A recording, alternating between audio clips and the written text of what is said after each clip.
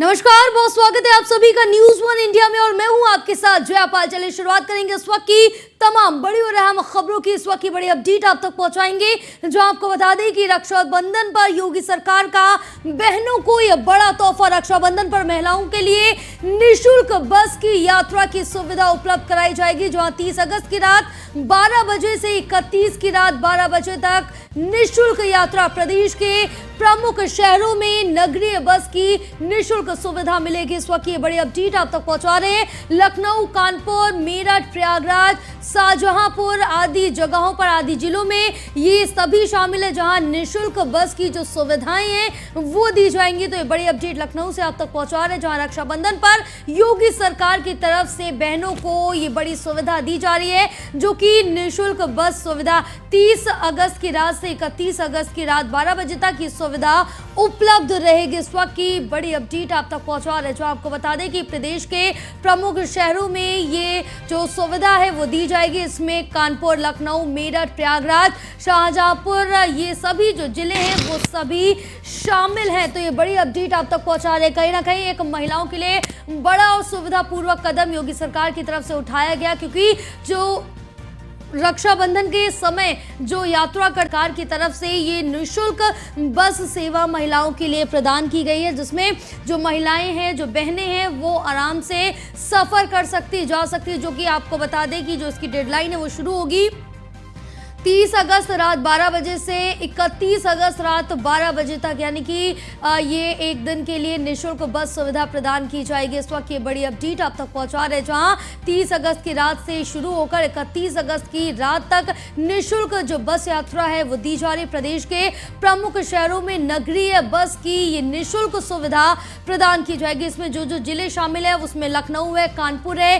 मेरठ है, प्रयागराज है, शाहजहांपुर है, इन सभी जगहों पर ये निःशुल्क बस सेवा दी जाएगी। लखनऊ से बड़ी अपडेट आप तक पहुंचा रहे, क्योंकि रक्षाबंधन को लेकर ये बड़ा कदम उठाया गया है योगी सरकार की तरफ से। इस वक्त ये बड़ी अपडेट आप तक पहुंचा रहे हैं, जो आपको बता दें कि 30 अगस्त की रात से 31 अगस्त रात 12 बजे तक निःशुल्क बस यात्रा शुरू की जा रही है। तो वहीं आपको बता दें, जितनी भी महिलाएं, बहनें हैं, वो उन सभी को ये बस यात्रा की जो सुविधा है वो निःशुल्क प्रदान की जाएगी। एक दिन के लिए जो सफर करती है, जो अपने घर जाती है, उन सभी के लिए ये निःशुल्क है पूरी तरह से। एक दिन का ये बड़ा तोहफा दिया है उत्तर प्रदेश की सरकार, योगी सरकार ने। हमारे साथ हमारी सहयोगी स्कंदिता मिश्रा लाइव जुड़ी हुई है। स्कंदिता, क्या कुछ अपडेट मिल पा रही है? सबसे पहले हम जानेंगे कि महिलाओं का इस पर क्या कुछ प्रतिक्रिया सामने आई है।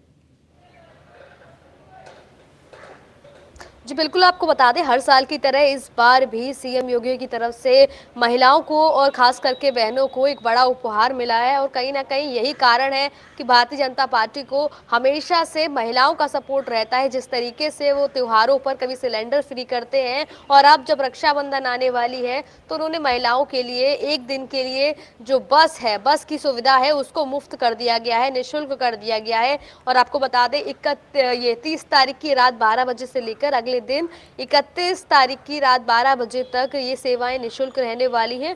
उत्तर प्रदेश के तमाम जो प्रमुख मुख्य शहर हैं उन सब जगह ये सुविधा दी गई है बहनों को, जहां पर मेरठ, गाजियाबाद, लखनऊ, कानपुर, इसके अलावा तमाम प्रयागराज, वाराणसी, अलीगढ़, मुरादाबाद, झांसी, बांदा, तमाम जगह ऐसी हैं, तमाम शहर ऐसे हैं पूरे उत्तर प्रदेश में जो है महिलाओं के लिए सुविधा लेकर आई है सीएम योगी आदित्यनाथ की तरफ से। ये लाई गई है जहां बहनों को जो है एक जगह से दूसरी जगह आने के लिए मशक्कत उठानी पड़ती थी। तो एक उपहार जो है वो सीएम योगी आदित्यनाथ की तरफ से दिया है। और ये पहली बार नहीं है, जब से सीएम योगी आदित्यनाथ जो है मुख्यमंत्री बने तब से हर साल वो बहनों को रक्षाबंधन पर एक भेंट देते हुए नजर आ रहे हैं। और इस बार भी जो है महिलाओं के लिए ये उपहार है कि उनकी यात्रा को निःशुल्क किया गया है। आपको बता दें, महिलाओं का जो प्रतिक्रिया है वो काफ़ी ज़्यादा वो जो है कहीं ना कहीं खुश नज़र आ रही है इस चीज़ से। हर साल की तरह इस बार भी महिलाओं का मानना है कि खास करके वो लोग, गरीब तबका, जिन लोगों को आने जाने में तकलीफ होती है, जिनके पास में प्रॉपर धनराशि नहीं होती है, उनके लिए कहीं ना कहीं खुशी की बात है, उनके मन में खुशी की लहर है। और सीएम योगी आदित्यनाथ के प्रति उनका आभार है कि उनकी वजह से वो अपने भाइयों के पास पहुंच पा रही हैं आसानी से और निःशुल्क सेवा का लाभ उठा पा रही हैं। तो कहीं ना कहीं बिल्कुल महिलाएं स्कंदिता, जो लेकिन है इस वो बीच काफी जानेंगे कि किस ज्यादा तरह से खुश हैं। आभार योगी सरकार का जताती हुई महिलाएं नजर आई हैं, क्योंकि ये पहली बार तोहफा नहीं मिला है, हर बार की तरह इस बार भी ये तोहफा दिया गया है महिलाओं को। जी बिल्कुल, आपको बता दें सीएम योगी आदित्यनाथ जिस तरीके से हर बार रक्षाबंधन पर यात्रा को निःशुल्क करते हैं, इस बार भी उन्होंने किया है और महिलाएं खुश हैं, उनका आभार व्यक्त करती हुई नजर आ रही हैं।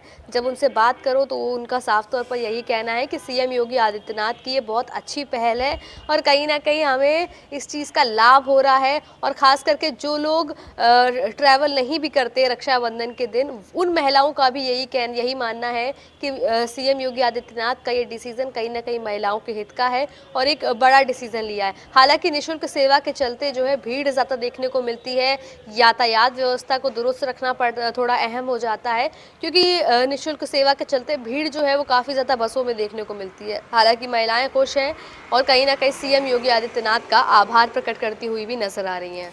बिल्कुल, तमाम जानकारी साझा करने के लिए स्कंदिता बहुत शुक्रिया आपका। तो ये अहम अपडेट आप तक पहुंचा रहे थे, जहां अब बहनों को योगी सरकार की तरफ से ये बड़ा तोहफा मिला है रक्षाबंधन पर। फिलहाल खबरों में आगे बढ़ेंगे और इस बीच एक और बड़ी अपडेट लखनऊ से आप तक पहुंचाएंगे, जहां सोशल मीडिया पर सामर्थ्य बढ़ाने में अब बीजेपी जुटी है। इस वक्त की बड़ी अपडेट आप तक पहुंचा रहे हैं, जो आपको बता दें कि एक बार फिर से सोशल मीडिया पर अपना जो सामर्थ्य है वो बीजेपी बढ़ाने में जुटी है। बूथ स्तर पर साइबर योद्धाओं का जो संगठन है वो बीजेपी की तरफ से तैयार किया जा रहा है। सितंबर में 12 शहरों में intermediate internet media volunteers meet भी आयोजित किया गया, जहां इंटरनेट पर मजबूती के साथ उपस्थिति दर्ज कराई जाएगी बीजेपी की तरफ से। और बता दें कि राष्ट्रवादी विचारधारा के लोगों को जोड़ने के लिए एक अच्छी पहल की गई और यह अभियान चलाया जा रहा है कि यहां पर जो राष्ट्रवादी विचारधारा के लोग हैं उनको ज्यादा से ज्यादा संख्या में जोड़ा जा सके। और इंटरनेट मीडिया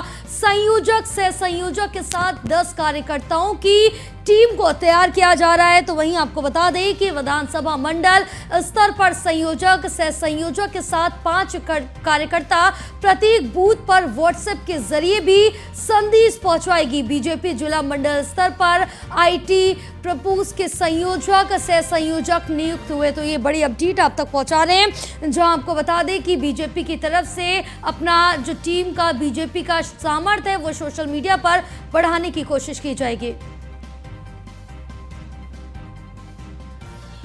हमारे साथ हमारे सहयोगी एसके वाजपेयी लाइव जुड़े हुए हैं, सीधे उनका रुख करेंगे। एसके, क्या कुछ अपडेट मिल पा रही, क्योंकि अब बीजेपी की तरफ से सोशल मीडिया पर अपना सामर्थ्य बढ़ाने की पूरी कोशिश की जा रही है, जमीनी स्तर पर क्या कुछ तैयारियां हैं? बिल्कुल, अगर हम देखें तो भारतीय जनता पार्टी 2024 के लोकसभा चुनाव को लेकर एक्शन और इलेक्शन के मूड में है। सीधे तौर पर सोशल मीडिया एक सशक्त माध्यम है जिससे अपनी बात बड़े पैमाने पर कुछ ही सेकंडों के अंदर लोगों तक पहुंचाई जा सकती है। यही एक वजह है कि बीजेपी अपनी उपस्थिति सोशल मीडिया पर मजबूत कर रही है, अपने सामर्थ्य को बढ़ा रही है और बड़े पैमाने पर जो सोशल मीडिया वॉलंटियर्स हैं या सोशल मीडिया योद्धाओं की टीम है उनकी तैनाती भारतीय जनता पार्टी कर रही है। हालांकि यह तैनाती न केवल बूथ स्तर पर होगी, क्योंकि प्रदेश के 1,69,000 बूथों तक भारतीय जनता पार्टी ने अपने सोशल मीडिया वॉलंटियर्स की टीम को तैयार कर लिया है, जिसमें एक बूथ अध्यक्ष होगा और साथ ही साथ उसके साथ 5 अन्य सदस्य भी होंगे, जो बीजेपी की सोशल मीडिया के जरिए चीजों को लोगों तक पहुंचाएंगे और बूथ स्तर पर भारतीय जनता पार्टी सरकार की योजनाओं को बताएंगे, उनके कार्यों को बताएंगे। साथ ही साथ विपक्ष जिन सवालों को लेकर सरकार को घेरने की कोशिश कर रहा है उनका जवाब देने की कोशिश होगी। उसके अलावा दूसरा चरण जिला और मंडल स्तर पर होगा, जहां पर बीजेपी के संयोजक और सह संयोजक होंगे। उसके अलावा 10-10 लोगों की उनको टीम दी जाएगी जो जिला स्तर पर Bharatiya Janata party social media wing को मजबूत करेंगे। उसके बाद विधानसभा और लोकसभा स्तर पर भी इसी तरीके से संगठन भारतीय जनता पार्टी तैयार कर रही है। ज्यादातर संगठनों को तैयार कर लिया गया है, जिसमें प्रदेश की सभी 403 विधानसभा सीटों, उसके अलावा 80 लोकसभा सीटों पर संयोजक और सह संयोजक, साथ ही साथ 10 पदाधिकारी भी उनको दिए जा रहे हैं, जिनका काम ही यही होगा कि भारतीय जनता पार्टी सरकार की योजनाओं को लोगों तक पहुंचाना, बीजेपी की नीतियों को लोगों तक पहुंचाना और जिन चीजों को लेकर विपक्ष सरकार को घेरने की कोशिश कर रहा है उनके जवाब सोशल मीडिया के जरिए लोगों तक त्वरित रूप से पहुंचाना। तो सीधे तौर पर भारतीय जनता पार्टी जानती है कि 2014 से पहले उत्तर देश में 4G नेटवर्क लॉन्च हुआ था। उस दौरान बीजेपी को सोशल मीडिया से काफी मदद मिली थी और बड़े पैमाने पर सोशल मीडिया के जरिए भारतीय जनता पार्टी ने अपने कार्यक्रमों, नीतियों और आगे आने वाले समय की योजनाओं को लोगों तक पहुंचाया था। और चूंकि अब 2024 का चुनाव 10 साल बाद होने जा रहा है, तो सीधे तौर पर एक कोशिश होगी कि सोशल मीडिया के जरिए भी अपने वॉलंटियर्स को मैसेज दिया जाए। हालांकि अगले महीने मतलब सितंबर में ही बीजेपी की तरफ से वॉलंटियर्स मीट किए जाएंगे जो प्रदेश के अलग अलग शहरों में होंगे, जिनके जरिए जो सोशल मीडिया के भारतीय जनता पार्टी के योद्धा होंगे उनको पार्टी की रणनीति, नीति और किस तरीके से सोशल मीडिया पर अपनी बात रखी जाए उसके बारे में जानकारी दी जाएगी। तो सीधे तौर पर बीजेपी जहां अन्य माध्यमों से लगातार लोगों के बीच पहुंच रही है, चाहे वो जनसंवाद हो, चौपाल हो या उसके अलावा जनसंपर्क हो, सरकार आपके द्वार जैसे अभियान हो, लेकिन अब बीजेपी सोशल मीडिया पर भी अपने आप को मजबूत करती हुई दिखाई दे रही है। बिल्कुल, कहीं ना कहीं बीजेपी की तरफ से तमाम जो कोशिशें हैं 2024 को लेकर, इसके वो साफ तौर से देखने को मिल रही है, क्योंकि लोगों तक खुद भी पहुंच रहे हैं। अब सोशल मीडिया को एक बार फिर से अपना हथकंडा अपनाते हुए साफ तौर से नजर आ रहे हैं। और जमीनी स्तर पर देखिए तो कितना ये सफल होता हुआ नजर आएंगे। क्या जो नतीजे 2014 में मिले थे वो इस बार भी मिल पाएंगे? बिल्कुल, ये देखना काफी महत्वपूर्ण होगा, क्योंकि 2014 में भी भारतीय जनता पार्टी ने सोशल मीडिया के विभिन्न प्लेटफॉर्म्स का यूज किया था और उसका फायदा भी भारतीय जनता पार्टी को मिला था, क्योंकि उसके पहले देश में कांग्रेस सबसे बड़ा सूबा है और केंद्र की सरकार बनाने में, चाहे वो सरकार किसी भी पार्टी की रही हो, उत्तर प्रदेश ने हमेशा महत्वपूर्ण भूमिका निभाई है।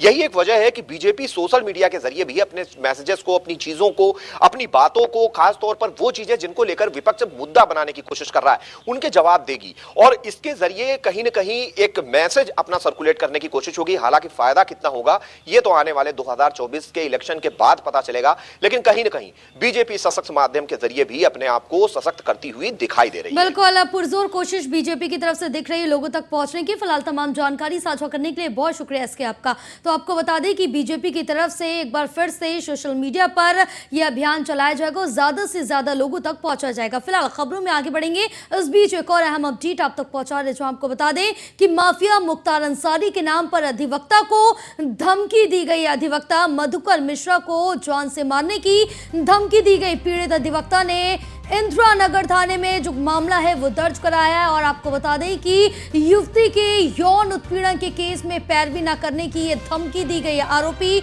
अभिषेक सिंह और ऋषभ राय ने फोन पर धमकी दी। आरोपियों की तलाश में पुलिस दबिश दे रही है। इस वक्त की ये बड़ी अपडेट आप तक पहुंचा रहे, जो आपको बता दें कि माफिया के नाम पर एक बार फिर से धमकी मिली। इस वक्त की ये बड़ी अपडेट आप तक पहुंचा रहे हैं, जो आपको बता दें कि यौन उत्पीड़न के मामले को लेकर ये धमकी दी गई है, क्योंकि अब जो पीड़ित अधिवक्ता है वो उसने इंदिरा नगर थाने में जो मामला है वो दर्ज करा दिया और ये जो धमकी मिली है वो माफिया मुख्तार अंसारी के नाम पर दी गई है और ये धमकी एक अधिवक्ता को दी गई। अधिवक्ता मधुकर मिश्रा को जान से मारने की धमकी दी गई है। साथ ही आपको बता दें कि इस जो पूरा मामला है वो अब इंदिरा नगर थाने में दर्ज करा दिया गया है पीड़ित अधिवक्ता की तरफ से, और अब पुलिस की तरफ से भी आश्वासन दिया गया कि जल्द से जल्द कार्रवाई की जाएगी।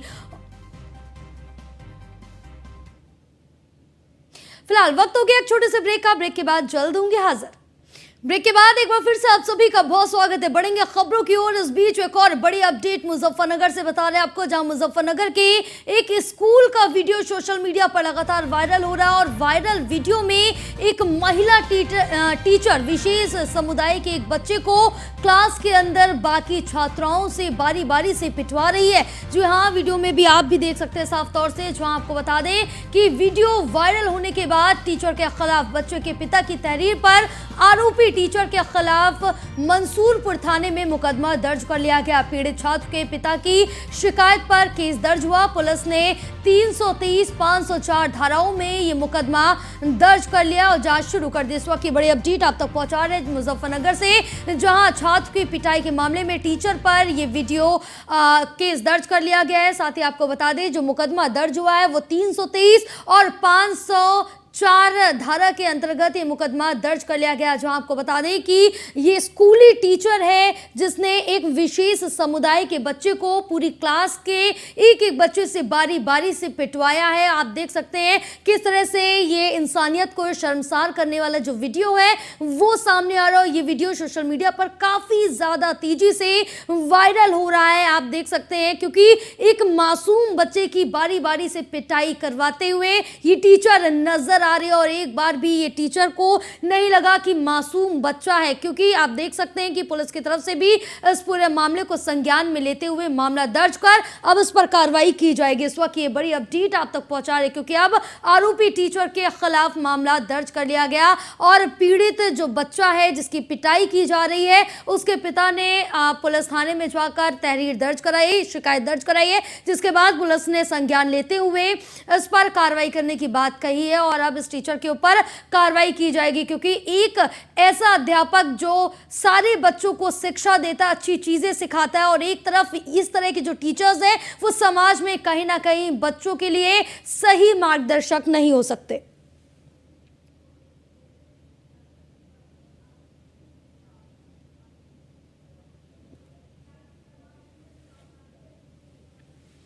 तो आपको बता दें कि इस खबर को लेकर भी सियासत लगातार गर्माते हुए नजर आ रही है। अलग अलग जो रिएक्शंस है वो भी सामने आ रही है, और इस बीच राहुल गांधी की तरफ से भी एक ट्वीट किया गया है। आपको बता दें कि राहुल गांधी ने भी ट्वीट किया और इस जो पूरी घटना है, जो पूरा मामला है, इसको लेकर निंदनीय टिप्पणी की है, क्योंकि अब जिस तरह से देखिए कि ये पूरा जो वीडियो है सोशल मीडिया पर सामने आने के बाद कहीं ना कहीं इंसानियत को शर्मसार करने वाला वीडियो है, क्योंकि एक विशेष समुदाय के जो बच्चा है उसकी पिटाई करवाते हुए नजर आए। राहुल गांधी ने जो ट्वीट किया वो भी आपको बता देते, क्योंकि कड़ी निंदा की अपने ट्वीट के जरिए राहुल गांधी ने, क्योंकि आपको बता दें कि उन्होंने कहा है कि जो ऐसे टीचर्स होते हैं वो नफरत फैलाते हैं। तो ये अहम अपडेट आप तक पहुंचा रहे, जहां राहुल गांधी ने ट्वीट करके टीचर की, शिक्षिका की यहां पर निंदा की है।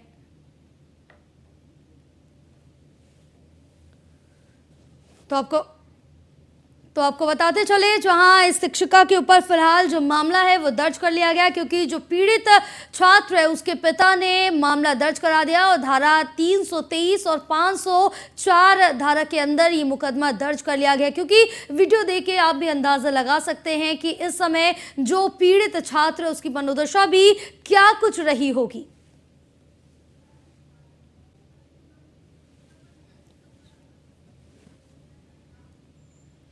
तो आपको बता दें, जहां इस वीडियो को लेकर तमाम जो प्रतिक्रियाएं हैं वो भी सामने आने लगी हैं, अलग अलग राजनीतिक गलियारों से भी सियासत गरमाने लगी है। और इसी पर और ज़्यादा जानकारी के लिए हमारे साथ हमारे सहयोगी लखनऊ और मुजफ्फरनगर से सचिन जुड़े हुए हैं और नीलेश जुड़े हुए हैं। सबसे पहले हम सचिन का रुख कर लेते हैं। सचिन, अगर हम सबसे पहले सियासी गलियारों की बात करें तो क्या कुछ प्रतिक्रियाएं अलग अलग निकल के आ रही, क्योंकि जो ये वीडियो है इंसानियत को शर्मसार करने वाला है। वाकई ये वीडियो इंसानियत को शर्मसार करने वाला है और लगातार राजनीतिक दलों की तरफ से इसमें प्रतिक्रिया आ रही है, चाहे राहुल गांधी हो, प्रियंका गांधी हो, अखिलेश यादव हो, असदुद्दीन ओवैसी हो, सभी ने इसकी भरपूर तरीके से निंदा की है। और यहाँ पर हम खुब्बापुर गांव में खड़े हैं, जहाँ का ये पूरा घर पर राजनीतिक जो नेतागण है उनका जमावड़ा लगा हुआ है। सुबह ही यहाँ पर मीरापुर विधायक चंदन चौहान पहुंचे थे और जिन्होंने जैन चौधरी से बच्चे की जो परिजन है उनकी बात कराई है। AIMM के नेता भी यहाँ पर पहुंचे हैं, उन्होंने असदुद्दीन ओवैसी जो AIMM के चीफ हैं उनसे बात कराई है बच्चे के परिजनों की, और सभी ने पूर्ण मदद का आश्वासन दिया है। पुलिस प्रशासन और शिक्षा विभाग भी इसमें पूरी तरह से लग गया है और कुछ ही देर में इसमें विभागीय कार्रवाई भी होने वाली है।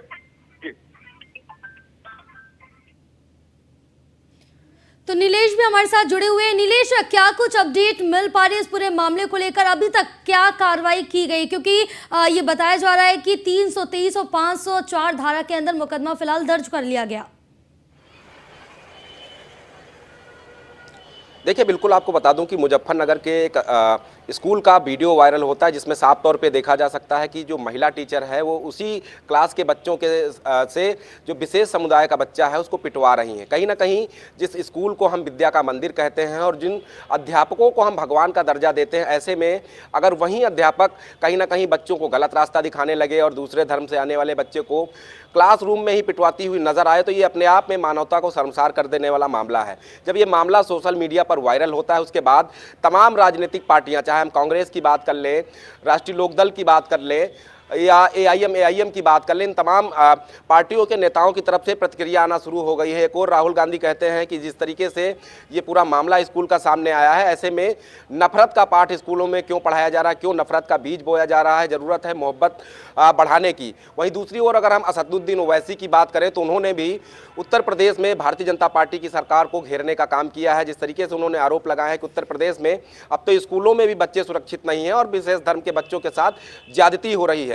तो तमाम तरीके के आरोप लगाते हुए तमाम जो राजनीतिक दलों के नेता हैं वो आरोप लगाते हुए नजर आ रहे हैं। दूसरी ओर अगर हम बात करें तो मुजफ्फरनगर में 323 और 504 में मुकदमा पंजीकृत कर लिया गया है। इन दोनों धाराओं की अगर हम बात करें तो इन दोनों धाराओं में उतनी बड़ी कार्रवाई नहीं होती है जितना बड़ा ये मामला है, क्योंकि एक छोटा सा नाबालिग बच्चा है जिसके साथ ये पूरी घटना होती है। कल को वही बच्चा बड़ा होता है तो उसके मन में क्या हम संदेश देने का काम कर रहे हैं। और हैरानी वाली बात यह है कि एक टीचर जो बच्चे को अच्छा संदेश देती है, अच्छे मार्ग पर चलने की बात बताती है, अच्छी चीज़ें समझाती है, वो अगर इस तरीके का काम स्कूलों में करने लग जाए तो वाकई में कहीं ना कहीं शिक्षा का स्तर भी गिरता हुआ नजर आ रहा है। और उस स्कूल के ऊपर भी कार्रवाई होनी चाहिए जो इस तरीके के शिक्षकों को अपने यहाँ भर्ती करते हैं, बच्चों को पढ़ाने के लिए रखते हैं।